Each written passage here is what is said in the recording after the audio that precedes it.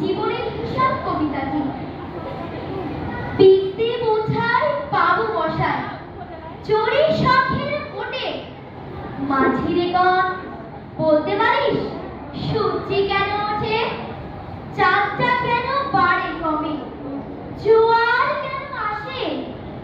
বৃদ্ধ মাঝি অবাক হয়ে ফেল পেরিয়ে হাসে।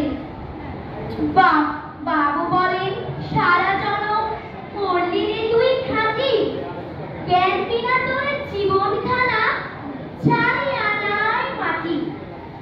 খানিক বাদে কহেন বাবু, বল তো দেখে ভেবে, নদীর ধারা কেমনে আসে পাহাড় হতে নেবে।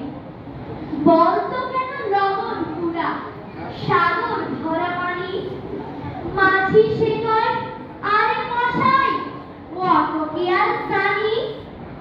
বাবু বলেন, এই বয়সে জানিস নেও তাকে, জীবনটা তোর নেহাত খেলো অষ্ট আনায় ফাঁকি।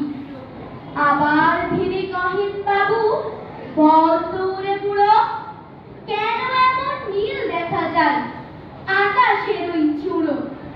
বল তো দেখি সূর্য চাঁদে গ্রহণ লাগে কেন।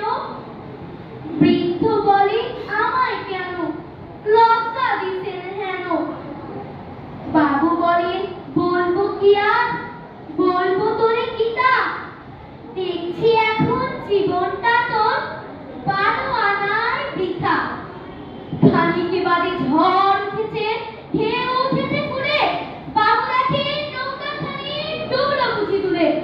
বাবু বলেন, আরে ও ভাই মাঝি, এ কি আপদ, ডুবলো না